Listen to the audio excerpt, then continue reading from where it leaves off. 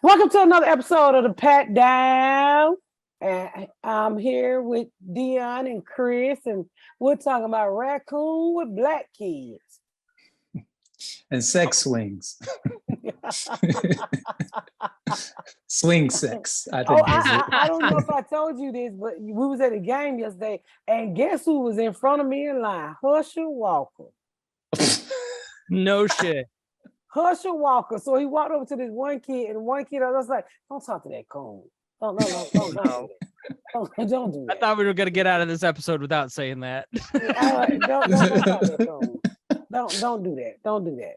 And then I noticed a lot of people at the game walking around, run, Herschel, run. I said, yep, run where, Herschel? You can't run. Run and take care of them kids. You're not claiming no goofy motherfucker. Goofy ass, no debating ass motherfucker. You don't want, if Herschel Walker debate be like this. They got air, so you know it's breathing. Like, what are you talking about? Can I interest you in voting for Chase Oliver? Who the fuck is that? The Libertarian. Exactly. I don't think Chase got no fans. He might somewhere. Should have played football. Had some illegitimate children. And then he was right in front of me. And he gonna look back. I was like, I ain't that nigga. I ain't that nigga. I am not that nigga. No. Not a million years, nigga. All right. So a strong vote for who's the Raphael Warnock. Raphael Warnock. Hell yeah. I'm going Tuesday and get my license switched over so I can fucking vote for Raphael Warnock. I did not realize he is the preacher of Ebenezer that MLK preached at until we went there when I came. I didn't either. You telling us too. Yeah. I knew that. We don't do no church. We don't do no church. But more power to you. One off. I'm gonna vote for you. You got my vote. Harry Warnock. We're not vote for no fucking dummies. Hell no. No Husher. I read better than Husher. Husher said the Chinese people were stealing our air. I was like, huh? What? Y'all stay tuned after the music. You know what the fucking fuck. Husher!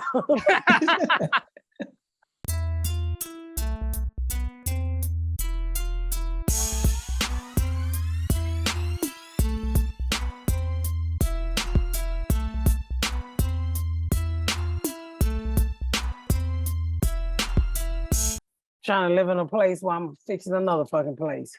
But anyway. How's the Georgia game yesterday? Oh my God, it was so good. It was so good. We had such a good time. Yeah, I covered the spread. I'm happy. Georgia came to whoop ass, and they whooped ass, honey. They whooped ass. Oh, I'm apologizing for the people in Omaha that I had to cancel. It wasn't for the Georgia game. It was for other things that you will see coming up, but it was more business. So I know that's my second time canceling. I promise you I won't cancel again. Next time if I have a very important TV gig, I'll cancel the TV gig for you guys. But something at the last minute that was kind of big popped up and I had to go do it. Can you talk about it? Because I saw it on Instagram and the teases from Kuisha were wild. I did do Wildin' Out that week too. I had some other stuff too I can't talk about. But I had Wildin' Out, which was something different for me because, you know, I feel like I'm a little too old for Wildin' Out. And I really got there and I was all these young people and I'm like, I'm a little out of place. And can you explain it? Because I haven't seen it since I was a damn near teenager. What is it now? It's the same thing. You play these games, and I think I've never like really been into Wildin' Out because to me it was for young people. I've watched it here and there, but you know they got an old school team and then a new school, and I'm old school of course because I'm old as fuck. And so you know you play around with the game and you come up with some quick stuff in your head, and at the end it was like a rap battle, and I can't rap. Okay, y'all know I can't even sing. So I said, I can't really rap. So I said, tell me when to jump in. So when the time for me to jump in, after the rap ended and we started joning, and that's where I'm strong. Yeah, I could imagine how great you were. That's your specialty. And so one guy was like, you look like a fat Jess Hilarious. I said, me? I said, me, Ruben Studdard, when your career is over? Then somebody came with a Monique joke, and I lit they ass to Chicago and back. I ain't do nothing but dry say, and you little nigga, and you, and Nick Cannon grabbed me, and then I was cursing. You know, you can curse, but I ain't fucking know. I was going to fuck off Nick Cannon, like, come on, let me pay you one. I said, oh, y'all know I was busting bitch in school. I got, no, let me get these niggas back. And I had to tear their ass up. Have you checked to see if you're pregnant? Oh. I don't think so. I don't think Nick so. came and grabs you. I'm just saying, just check. What about Kuisha or Ashley? They might be pregnant, but not I. My shit don't work. But it was a fun time. I had a really good time doing that show, and I'm so glad I did it. I really am. But you know, I always doubt myself sometimes like that. So you know. Like when I saw you were on it, in my mind, I'm like, oh, that's the perfect show for her. It's just the way that you and Ikea go back at each other, the stuff you do on stage with people that are disrupting. Like, that's like if there were a show that fit your skill set for like just talking shit like that, you know, like that's perfect. But it's so funny you doubt yourself. Y'all can't hear that in my background, can y'all? Is that the child that you have trapped in the closet? I'm at my other brother's house. We were doing Labor Day, and I'm in his office, but they are wild. Tell those kids to shut the fuck up, screaming right now. Do it like she does. But yeah, so it was really fun. I'm so glad I did. It was fucking. I had a good time. So this week I'm going out to Norman Lear's 100th birthday party. Oh wow. A, congrats on making 100, but B, how you go from wilding out to 100-year-old birthday party? Only you, Miss Fat. Only you. I know, right? Go from nigga shit to straight white shit. What are you gonna bring Norman Lear? Cotton? What do you get the man who's 100? I hope not. I'm looking forward to that. I was actually shocked they invited. I was like, they invite me to Norman Little birthday, birthday party. So I'm going to that, and then I'm going to the Emmys. Yeah. Oh wow. So the Emmys are tomorrow night. We're recording this on Sunday night. So it's tomorrow night, right? No, I wouldn't be sitting here if it was tomorrow night. Oh, okay. It's next Monday. Oh, okay. I thought it was. So I go from his birthday party. I fly to LA to go to a Emmy party, then the Emmys, and then I fly. No, I'm sorry. I fly from his birthday party. I do Raleigh. I fly back to LA to do the Emmy party, and then the Emmys, and then I fly off to New York. Do you have to do a costume change in between, like the Emmy party and the Emmys? Well, I can't go to the. Yeah. My dress, the way my design is, it snaps a loop, and I'm in a whole different outfit. Okay. This is the first time I spent that much money on an outfit. Do you want to tell us? I spent like $8,000 on the outfit. That is a lot. But like please tell me you're taking it back after the Emmys are over. Like those red shoes. No, I actually had this dress made. I had it made. I feel like that's not an outrageous amount of money for an Emmys dress, though. Not what the stars will pay. It's not. But I hate to break it to you, nigga. You are a star. What are you talking about? Yeah, right. I mean, you could probably go and tell somebody else, $30,000. Oh, sure. I'd be like, $30,000. Let's look for another bitch. You know who didn't get invited to Norman Lear's birthday party? Dion and I. You did. You're a star.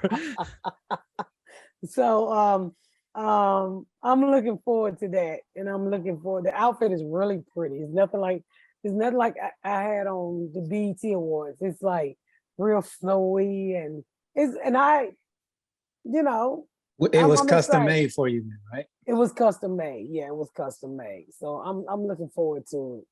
I can't. You're not gonna have a nip slip like Janet Jackson, are you? No, I'm not. No, my nipples don't slip. That's for people who. If my nipple slip, you have to pan the camera down.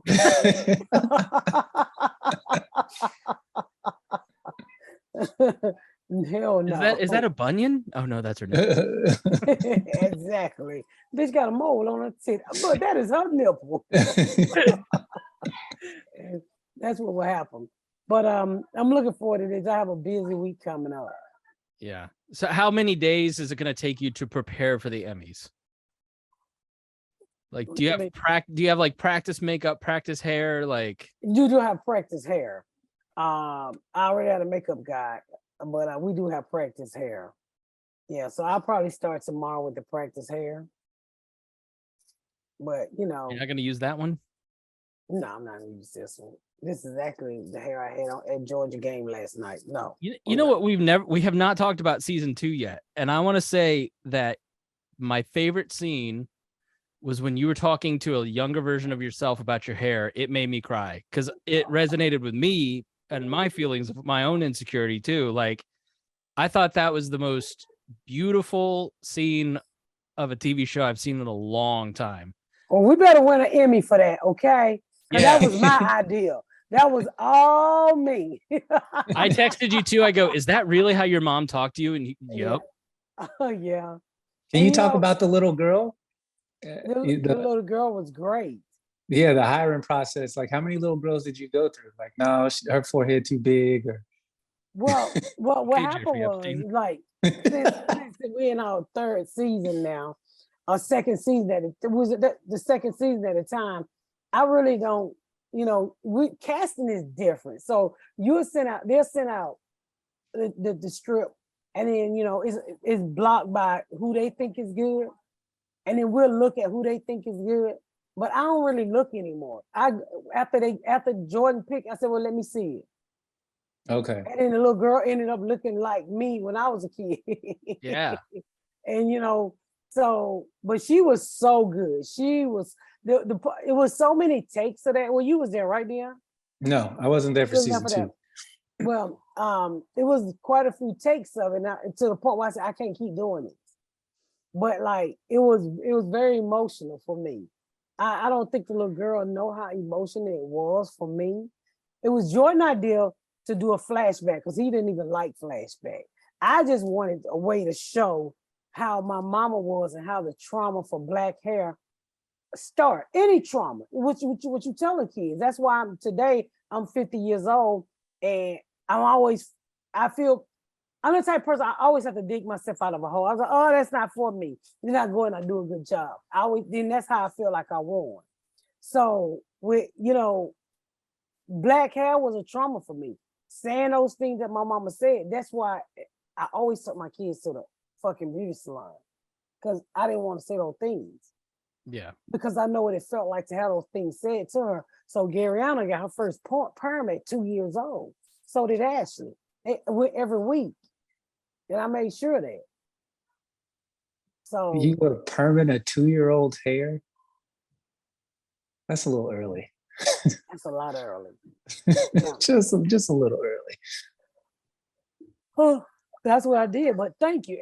That episode has been getting talked about so fucking much. And it was just like that scene, and I don't think it was just because I know you and I know like the stories you've told here and read your book and like we're friends. It just everybody's got that stuff where you just think about when you're a little kid and you're just like, man, and you look back and you can talk, if you could talk to yourself, like, I don't know, that scene stuck out to me. I don't know if that's like the most talked about scene, but that whole episode, I thought that was so good. I thought season 2 had like stronger jokes, like the acting was better. Like you could tell it really, like, I can't wait to see season 3 because you just went from 2 into 3. So like, I'm sure you guys are just rolling, so I thought it was great. Season 3 is even better. I think so. What do you think, Dion? Have you watched 2?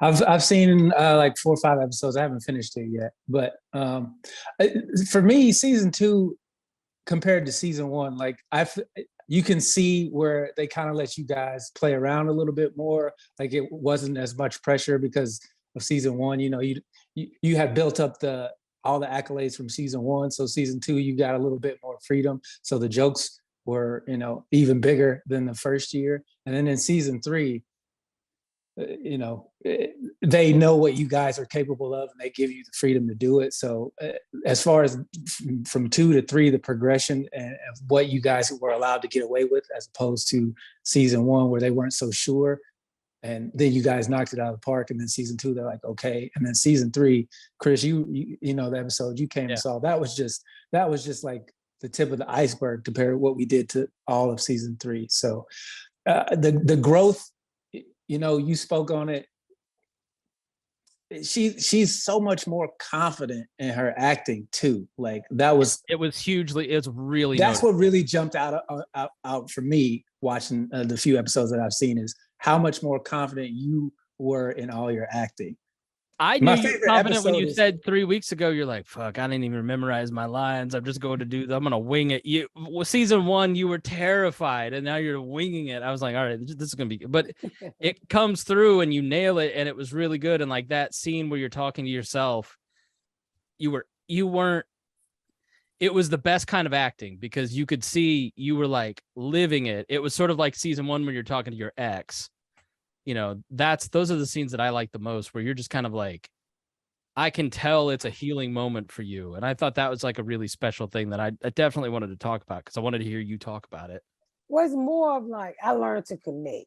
Like season 1 is like, in the first part of season 1, it was more of memorizing the lines or reading the lines. And, I had such great actors around me that helped me shine a lot too. Because the people, if it was a bunch of people who couldn't act, then everything would be fucked up, no matter how good the lines are. But with me, it was such veteran actors, and they just, they propped me up. And, over the time with an acting coach that I still have, I just learned to, I got better. I learned to connect. When you connect with a scene and you really feel that person, it's crazy. It's like, if during the week, I never connect with Jay Bernard, because I know I need to act like I'm his wife, and I know what Jordan is expecting from me. So during the week, I reject him. I ain't connecting with you. I tell him that all the time, don't I, Dion? Because when those lights on action, then I connect with him, and then I can feel him. Is that because you ignore Garrett in real life, and that's you're a method actor, or No. It's because I've learned over the last two or three seasons, I've learned like, it's when acting, to make it seem real. That's why people be like, sometimes people be talking on the internet, I'll be like, yo, that is not my husband. Like the whole if you watch the finale, the abortion episode, there's like, how can you do your husband like that? Bitch, that is not my husband. This is TV, y'all. But it's like, over the years, over the past 3 seasons, with the acting improving, and I'm learning how to connect and how to act. It's crazy, because when I hit that flow and those lights going and it's action, I really feel like Tammy is my sister. I really feel like those are my kids. Like those kids are grown, and I'll be like, don't cuss in front of me, and I'll be like, oh shit.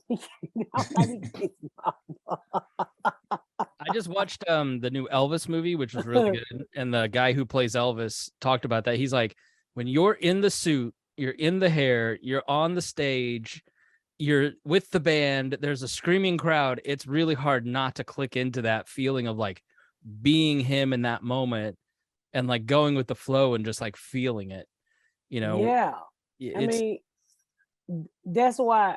And then also the what's great about my show is the cast. It was cast so well, so we all got chemistry. You know what I'm saying? Mm-hmm. No, when me and Tammy's together, it's gold. The relationship that me and Jay Bernard display is gold. So people at home say that these people talk and act like we do. Like, we're real sisters that have real fucking problems. We're real husband and wife. I mean, to them, we're real husband and wife that have real problems. You know what I'm saying? We're not making Jay Bernard, we're not making our relationship to be out like it's a fucking fairy tale. Everybody got fucking issues. So I think honestly, that's why the people like the show so much. and the way we bond together, it almost seems like it's just unreal. And people stop me all the time like, oh my God, the way you talk, I just cannot believe it.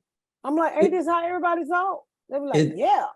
It's funny because like being on the floor watching it, like when you hear a cut and then you hear action, you can see the characters actually come to life in the situation of the scenes. So like, you know, when say for example, Tammy's not on in a scene, she's just Tammy Roman. But the moment it's called for Denise, like her presence is felt in the room. Like all the characters come to life when it's when the lights come on. It's a weird thing to watch because you talk to them and they're, you know, it's just Miss Pat, it's just Jay Bernard. But to see Terry and Pat come to life when they yell action, like they're like it's like they become other people in that moment. But it's a real tangible thing. It's weird to watch. Like you could, when they yell cut, you know, Pat will say something funny and it goes back to being, you know, comedian Miss Pat. But when they yell action, she's Terry's wife. Like that's a real thing that you can watch, especially from season 1 to season 2 and then season 2 to season 3. Like I've noticed it. I was like, what? The chemistry escalates each episode. And by the time season 3 comes out, it's just good. And you really feel like they are family. Like just watching the little intricacies of action and cut. Like it's so amazing how all of you guys connect like that. Even with Vince and Junebug, like they are like brothers offset. But when they yell action, they really like that chemistry just comes alive. It's amazing to watch. It is. and that's why people love the show. I mean, because it's like, you know, one of the things I hear a lot about this show is like, damn, who cast this show? I have to give the credit to Debbie Allen and Jordan and the producer. I only cast Junebug. I was like, I don't give a fuck what y'all say. That's Junebug right there. You know, that's the one I really like. He has his little like cheeky. Brianna nails Garyana. Yeah, asshole. He's an asshole.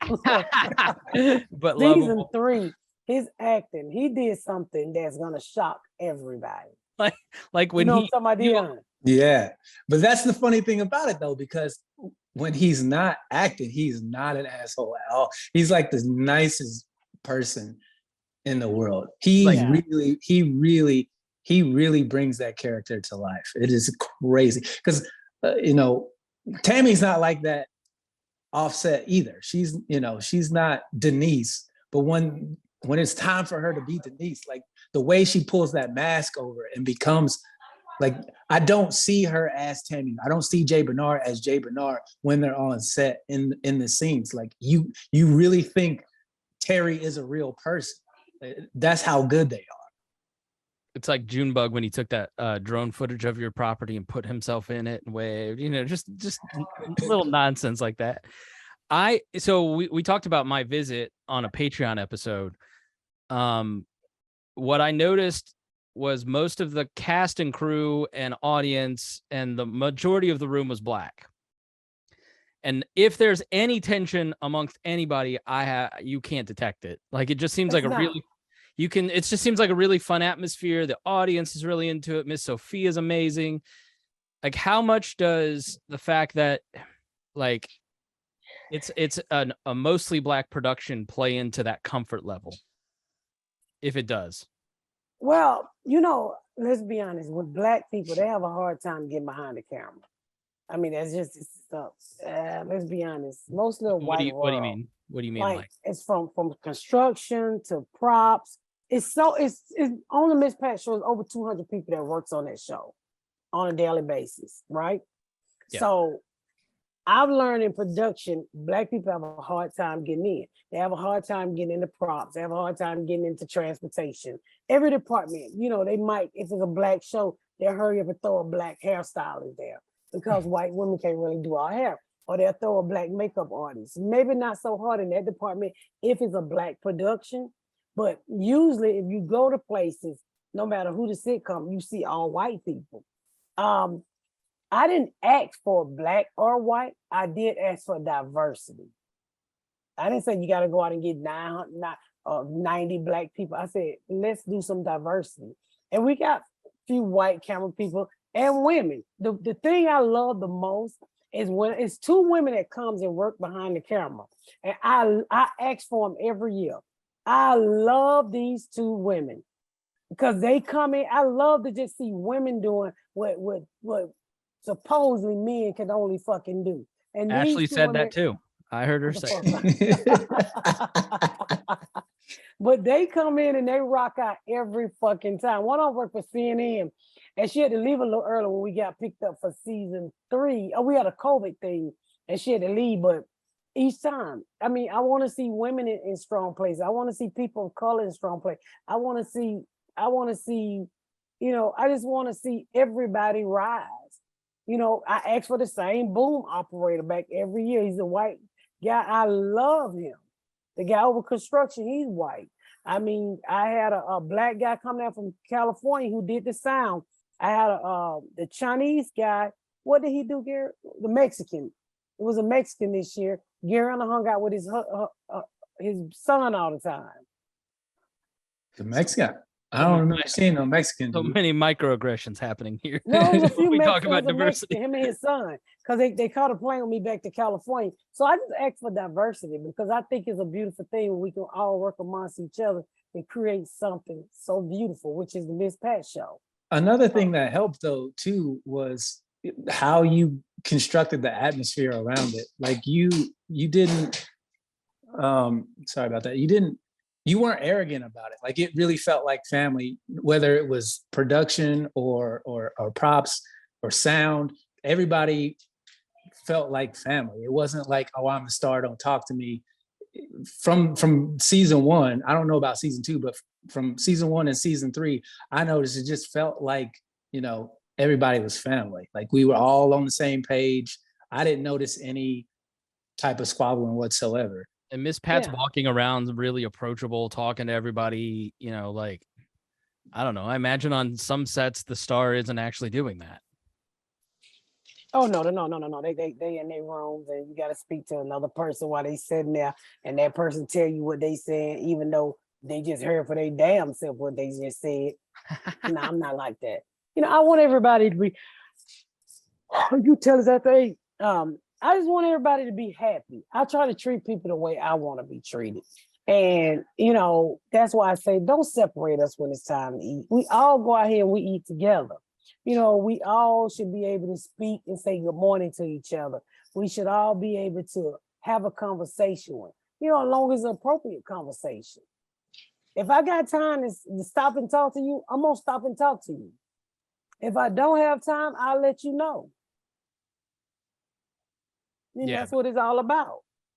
The production location, it's 6 times bigger than I thought it was in my mind. I don't know. I guess when you think about a studio, you sort of think of SNL, like where it's the stage right with it. But like the place is huge. The whole production is just enormous. Everybody who comes in there be like, I've never been to a set where somebody had 6 swing sets up. And swing sets are a different location. Like it might be a bathroom, a bedroom. It might be the mall. It might be this. It might be that. And I remember we had one guest. They was like, I've been in TV 20 years and I've never seen this many fucking sets on a swing sets on a set before.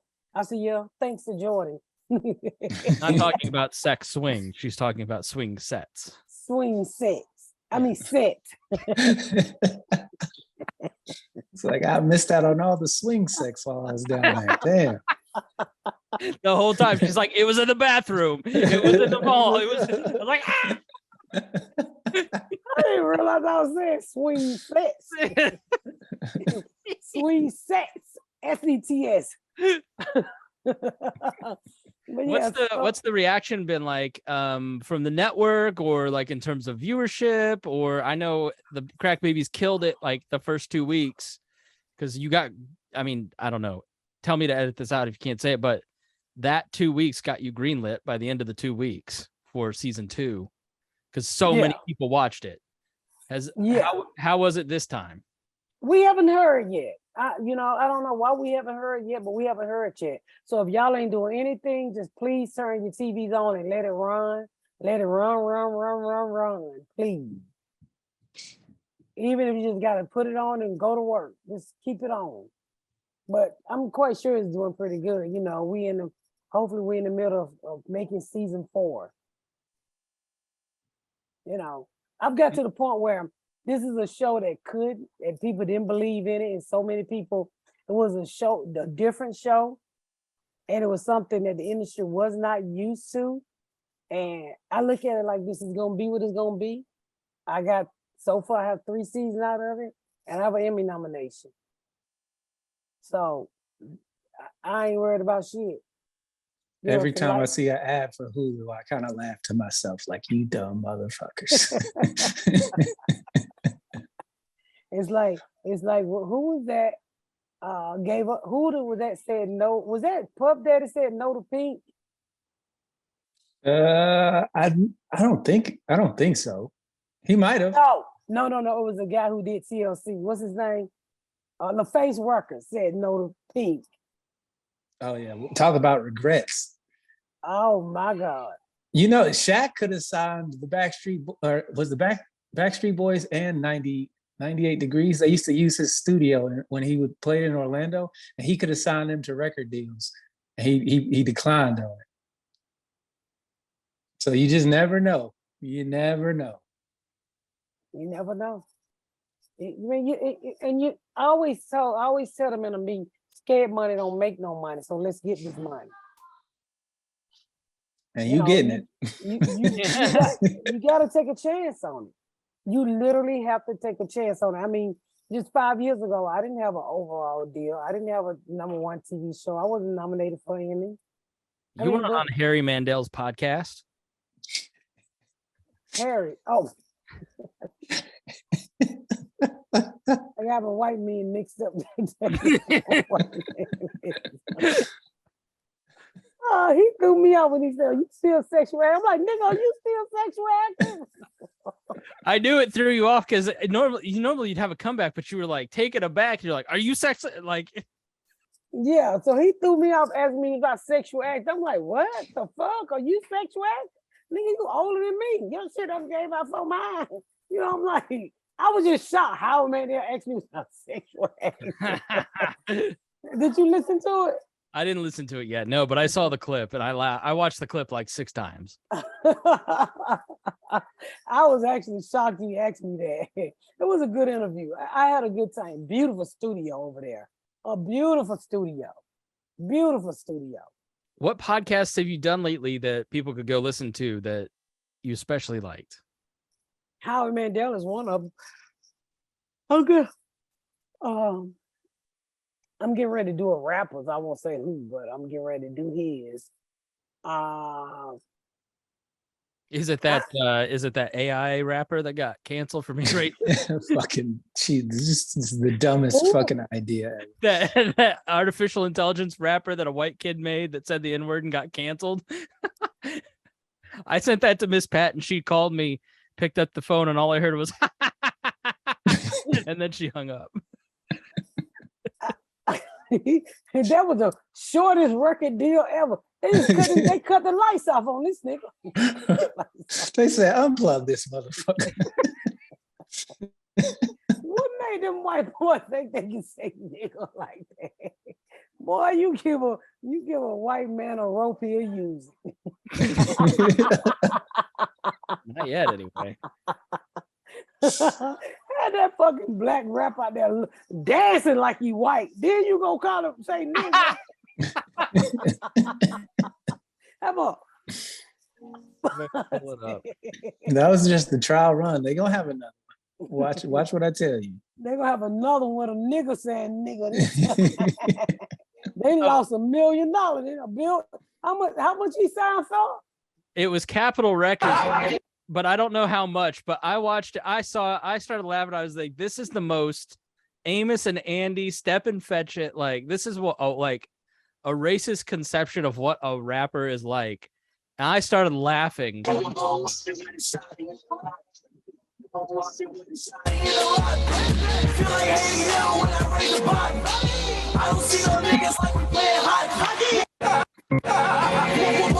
Like what? I don't understand it. He had 1 million TikTok followers too. Did he lose them all? Put a hibachi grill. Yeah, he ain't making no more music. They unplugged his ass. This is the one that made me laugh the hardest. I put a hibachi grill in my Rolls Royce.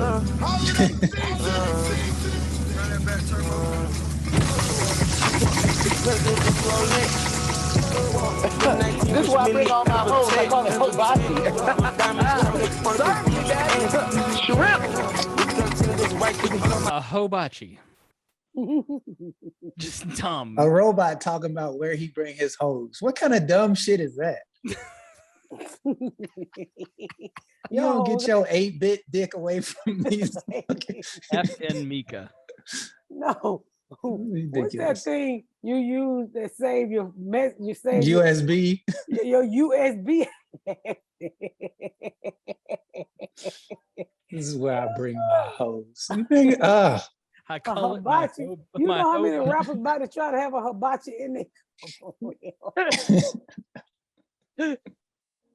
It's just so stupid.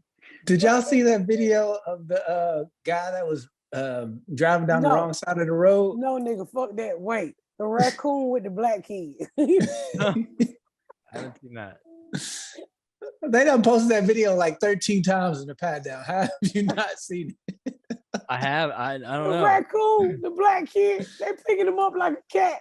So he said, the daddy was on that yesterday. They said, you ain't worried about the raccoon? He said, the raccoon vegetarian. See if I can find it. What the niggles? They was carrying them raccoons like they was little babies, like they was toddlers or something. He said, the mama gonna get you. He said, the mama down the street. The mama down the street. I said, but them kids, with her hair was braided, she looked like she'll whoop a raccoon head. And the little Okay. sister was so cross-eyed. I think I found it. You guys. Oh, that little sister was so cross-eyed. Look at the little sister Is right it? here. Yeah, look at her. Fuck, they is true. Don't bring it too close. Fuck that. Where did y'all get them raccoons from? His mama boyfriend had Mama boy. no, her mama boyfriend had She got the wrong baby daddy. Oh wow, y'all better they be kept right down. careful because if the mama raccoon see it, she gonna attack y'all. I know she lived down there. And those things carry rabies. They took the blood test.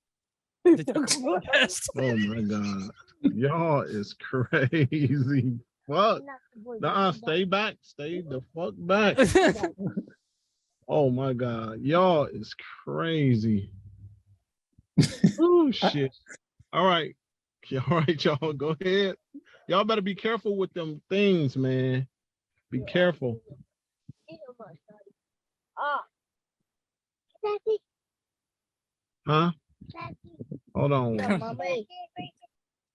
I didn't even notice that Y'all little got girl's to be cross-eyed. kidding me. Alright. Good stuff, bro. What y'all feeding them? No cat food. Cat food. Baby, like, eat hot stuff. They don't eat hot stuff or apples. They'll eat hot stuff for apples. All right, y'all be careful with them. Oh, the little kid wants to see the picture. You know, watch the YouTube version of this if you want to see the video. They don't eat hot stuff or apples. That's what he said. Yeah. It's a cat food. Oh, boy, I said they I don't think them baby knew them were raccoon. I think they actually thought them were cats with different feet.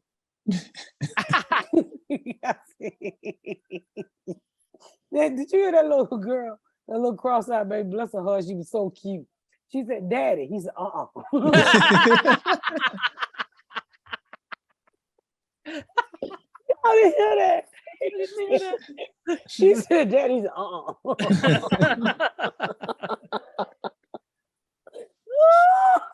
Oh, them cute, them goddamn raccoon. And then the daddy came on. Go look at the daddy interview. He's ignorant. Ah, The dad came on and said the raccoon was vegetarian. He won't worry about them eating up the kid. I said, Lord, have mercy. Look for it.